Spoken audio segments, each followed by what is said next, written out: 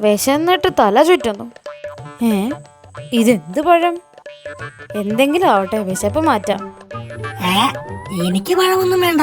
വേണ്ടെങ്കി വേണ്ട. ഹൈ, അയ്യോ, എനിക്ക് എന്തോ ഒരു ശരു.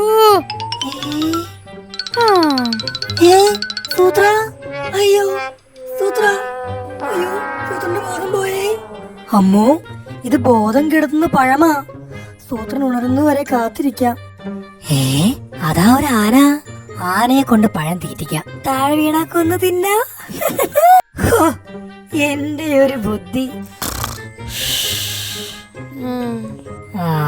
സൂത്രൻ ഉണർന്നു തുടങ്ങി. ഞാൻ ആനയെ വീഴ്ത്തിയെന്നറിഞ്ഞാൽ സൂത്രൻ സന്തോഷമാവും.